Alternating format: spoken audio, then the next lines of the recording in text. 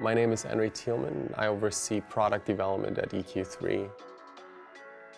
Now more than ever, we have to think about ways of reducing our carbon footprint, and thoughtful products that are inherently non-disposable in function nor design is one of the ways that we contribute to reducing waste. If you haven't seen us in person yet, you can find our flagship store on 7th and 17th in Chelsea. Stay safe.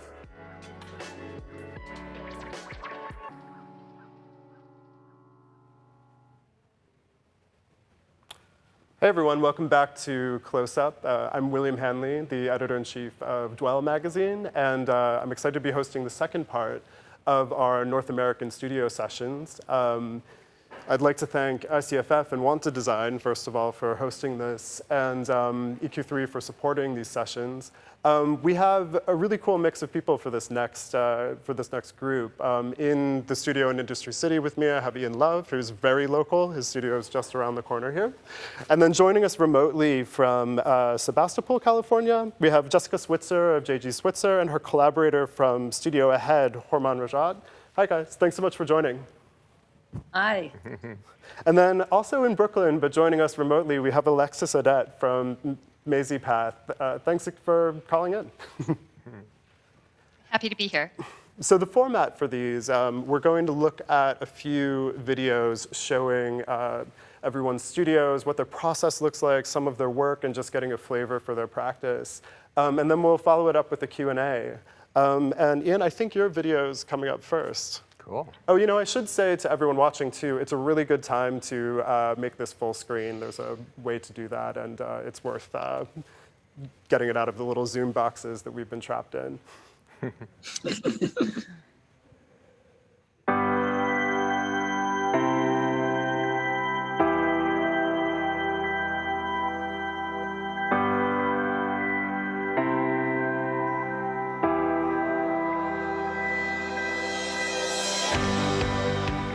My name is Ian Love. My company is called Ian Love Design.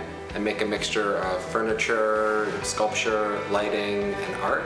I'm based here out at my house in Eastern Long Island. I also have a showroom at Industry City in Brooklyn. Today I'm going to show you how I make some of these unique one-of-a-kind pieces and where I get the material from, mostly wood.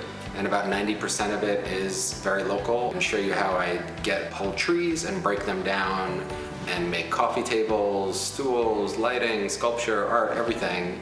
And then tell you about my singular tree collection, which is using every aspect of this tree that I possibly can to leave as little waste as possible, and how that can produce some really unexpected, amazing results. So I hope you enjoy. Thanks.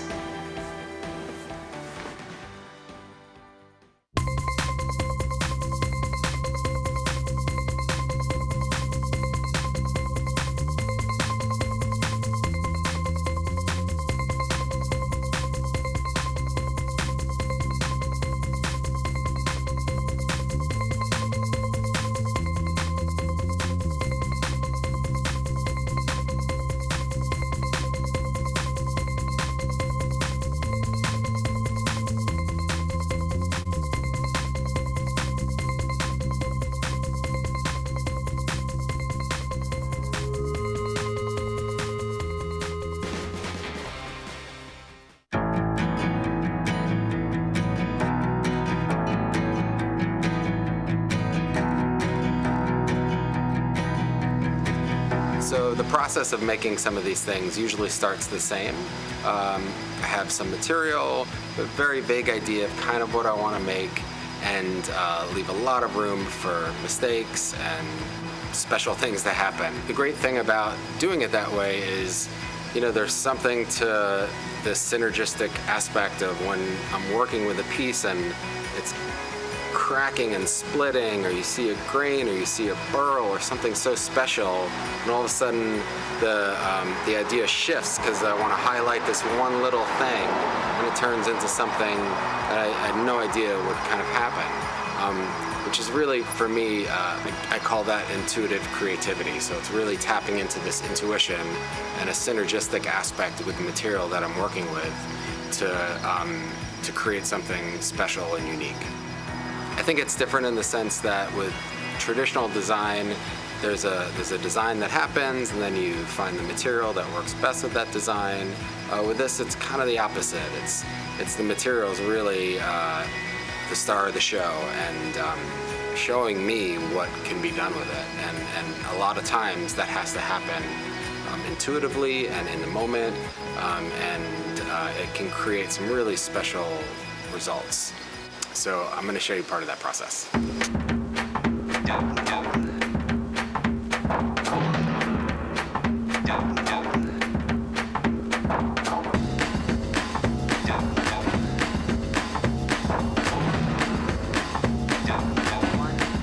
One, two, three, four.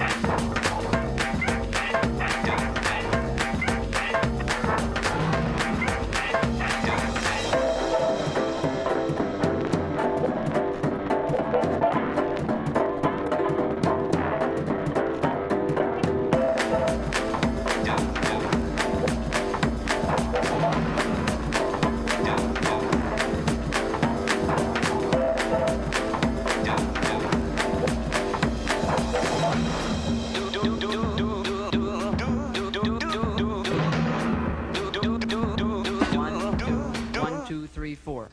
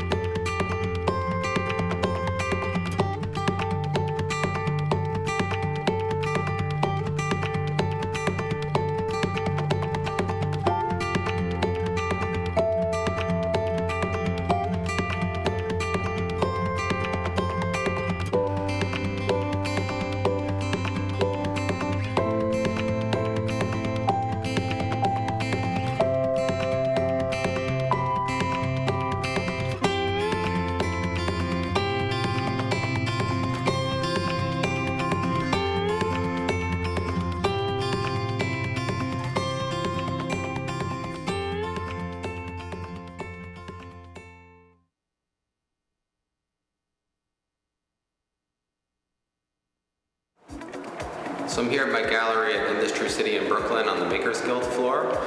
This is where all the finished pieces finally end up. So people can come take a look at them, talk to me about them, ask questions, how they're made, get to know me a little bit, and hopefully purchase stuff. So I'm going to give you a little tour of the place.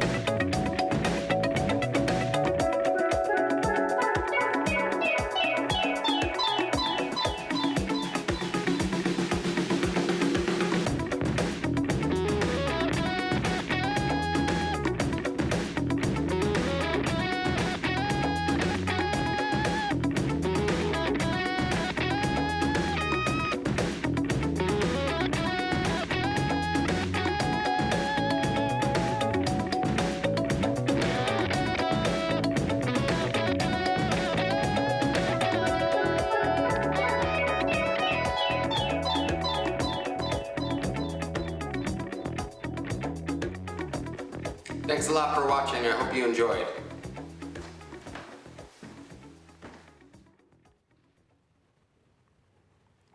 Thanks, Ian. I really love the kind of playfulness of the juxtapositions of materials that all of your work has.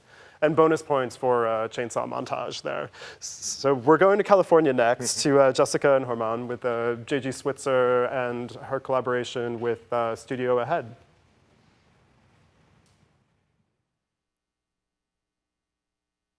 Hi, I'm Jessica Switzer Green. I'm the founder of J.G. Switzer. I started my wild wool experiment 3 years ago in 2018.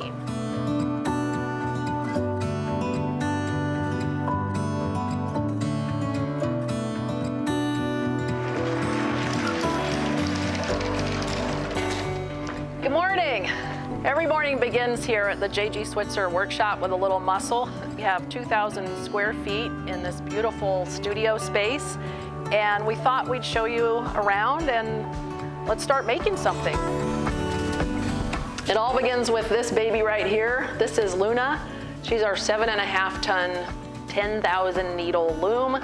And she's an old industrial upholstery machine that is a needle punch machine that felts fabric. We've repurposed her and we use her now to do dry felting, it's called, and make all kinds of incredible, crazy wool creations and new types of fabric. So I'm working on this piece right here. It's a mosaic piece where we've taken pre-felted pieces and we're putting them down on a really wonderful Shetland wool. We work with a lot of wool that is either on the Conservancy's list of what would be at-risk animals, and these are little Shetland sheep. They're on the list because they're endangered domestic breeds, so we like to work with small farmers, figure out how we can incorporate their wool into a lot of our pieces. And the Shetlands are endangered only because they're small. They're not like the big, fat, fluffy, fine fiber merinos, but they have this incredible, slightly coarser wool, but not too coarse, that felts extremely well. So we use it a lot. So I just begin with like laying down lots of little pieces.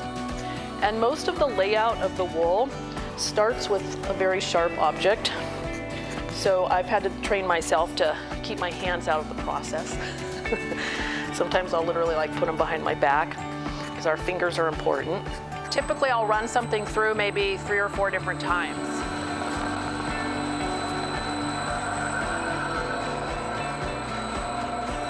All right, so we've got a finished piece coming out.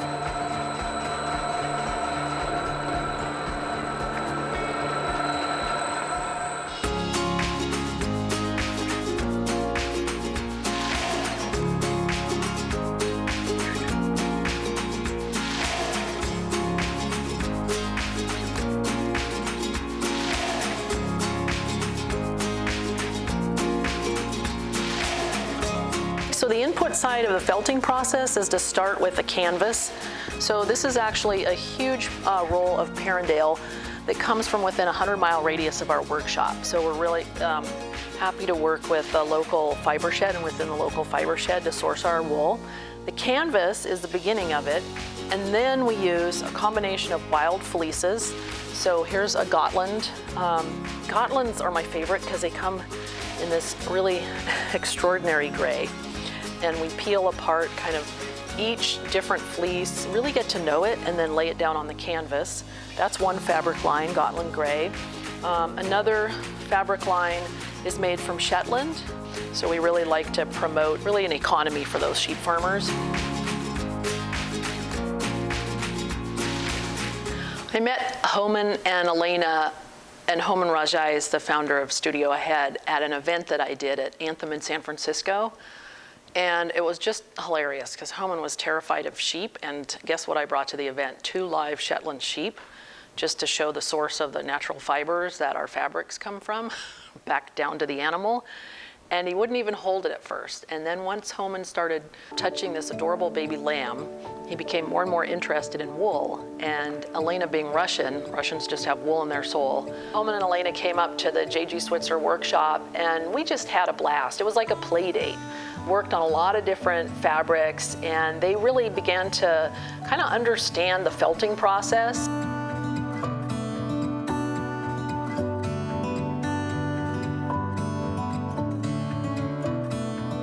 This is the result. 2 years later, Elena and Holman designed this piece. It's called Sheep Tapestry, and it's really just been fun to work on. Sheep tapestry has these organic forms that are created by putting down a pattern that Elena developed that we follow, sew them onto the piece. I'm gonna miss it when it goes. We've developed all of these different fabric pathways using all kinds of, maybe over a dozen sheep. And this one is abstract. It's a way of taking pre-felted cut pieces and laying them down and running them through a flat felting technique. And it ends up turning into a really one-of-a-kind fabric. So every piece is unique because it's a completely controlled randomness. Another kind of fabric pathway is water stones. This is this really fun floor cushion pattern. I just wanted something quieter that I could work on meditating on the floor and just get cozier at home, so water stones came out of that. Another kind of fabric that we have at JG Switzer are taking silk. So we'll work in different kinds of sheep, but we'll also work in other materials. This is a silk glaze on this piece. So it's a 30% silk on each piece. And it creates kind of like the starlight effect on the wool, which is really fun. And then we have the Gotland fabric. This was the raw Gotland. Darren and Jay at Coup d'Etat put this on a chair that's just gorgeous. Fell in love with it, and were some of our very early fans of JG Switzer. So shout out to Coup d'Etat. We just incorporate it here as sort of an abstract Luna Moon image. We do different fabrics and mat experimentations with wool. It's kind of like a wool laboratory. So there's all kinds of things that we can felt in, and we're really just beginning. I'm starting to experiment with alpaca and other types of fiber. Well, Sonoma County is just filled with winemakers and brew pubs, and a winemaker client, I call him El Patron. He buys some of our wall art and has filled his house with it. And his name is Jason Rupert at Adura Wines. And he commissioned 3 pieces of our wall art, and he and I have worked together to help make them fit into his home and who he is. I grew up in the wilds, in the middle of National Forest in Southern Oregon. As I got into the next chapter of life, I started feeling like with my husband and I, we were really looking for a more return to nature, return to a more rural lifestyle. And I've always had this connection with animals and the land. And so we got sheep, and then that means we've got wool.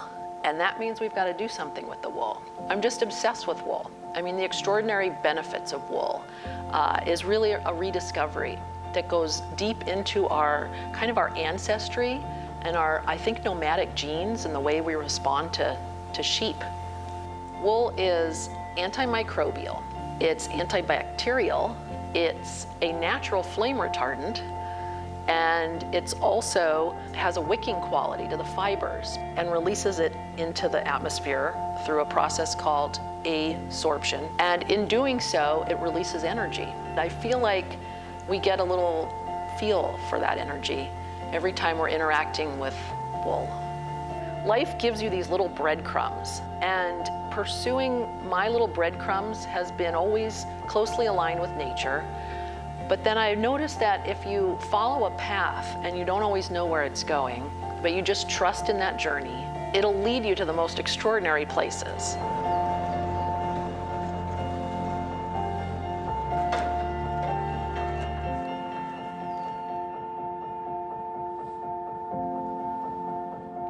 Oh, and it seems like you got over your fear of sheep. I definitely did. I love them now. Well, next, I have to apologize. I misspoke earlier and said, Alexis, you were based in Brooklyn. You're actually in Manhattan in Hell's Kitchen, right? That's right, yes. Well, we're not going to hold it against you, but, let's take a look at the video.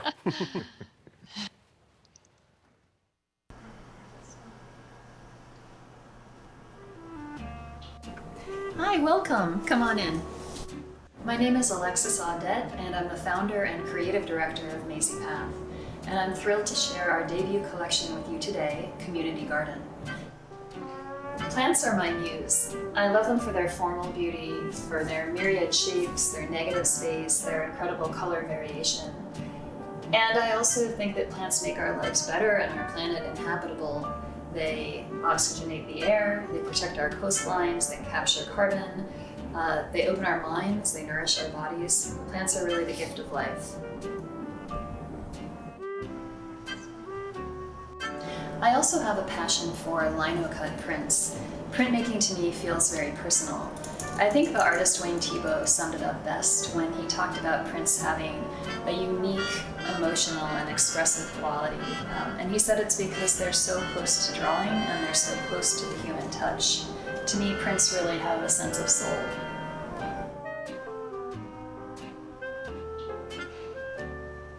As I develop my designs, I look to early modernism for inspiration. I'm really captivated by how this period in Western art history starts to move from figurative to abstract. The work is still representational, but you start to see changes, a flattening in perspective, in line, in color, and it gives the work a whole new sense of energy. There are certain artists and designers who come from this era also who I look to again and again for inspiration. As a leader of the arts and crafts movement, William Morris was very concerned in his day about how industrialization had led to exploitation of workers, degradation of the environment, and stark inequality. And those are all issues, of course, that pertain today as well. And William Morris believed that through responsible production and through craft, artists and designers could change the world in a positive way. And I feel the same way. So for that reason, we only work with local manufacturers. Our wallpaper printer is located in Connecticut. Their workforce is 90% female, and they print on FSC certified clay-coated paper. We only work with banks that do not finance the fossil fuels industry, and we're committed to supporting the Sunrise Movement. This is a youth-led community organizing group that advocates for political action to address the climate crisis and broader issues of environmental justice. So when I'm developing my designs, I like to think about what kinds of spaces Maisie Path Designs will occupy. And the kinds of interiors, whether residential or commercial, that I always like to picture are really inhabited by the spirit of, I would say, a Joseph Frank strain of modernism, one that celebrates warmth and comfort and color. These spaces are layered, they are eclectic, they have stories to tell. There's a sense of history, and they feel very personal. I also think these spaces have a little bit of whimsy. They tend to have an abundance of plants and animals. They're lively, they have vitality, they are spaces where people entertain and spend time with family, and spaces that are really a joy to spend time in. Community Garden explores interdependent relationships between plants, animals, and people. What I'd love to do is take you through my creative process from really